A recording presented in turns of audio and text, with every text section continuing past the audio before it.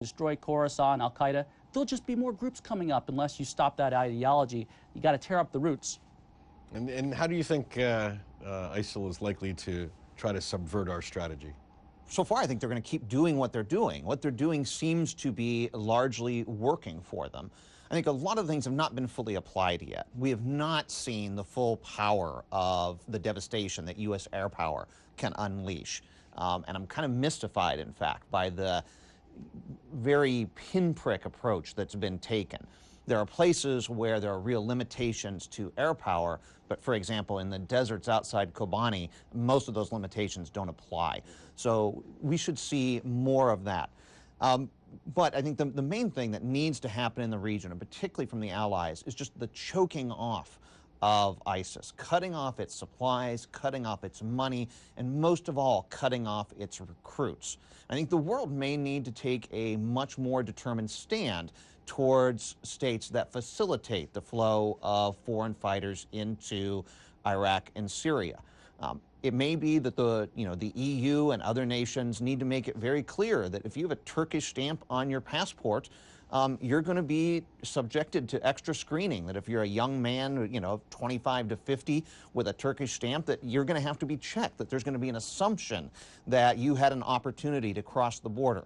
And this might encourage the Turks, out of then economic interest and tourist interest and so on, to be much more determined to stop the flow of foreign fighters into Iraq and Syria.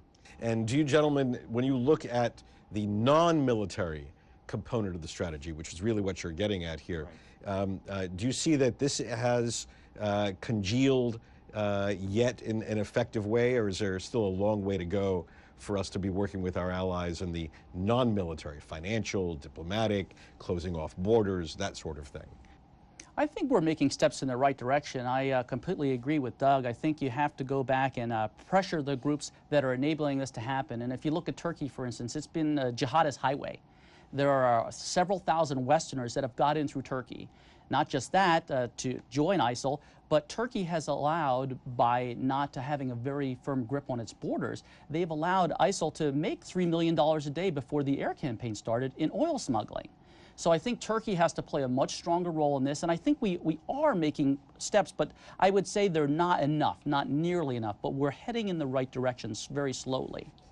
Okay, gentlemen, regrettably, I think Iraq and this entire ISIL challenge will be with us, so we'll be having you back. Thank you very much for joining us on Dakhil Washington. Thank you, Rob.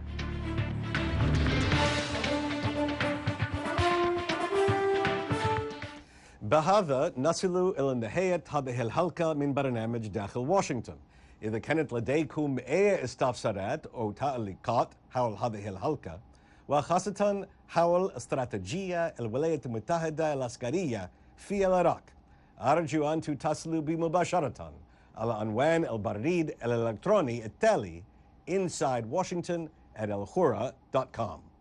معكم روبرت ساتلوف. شكرا لكم وإلى اللقاء.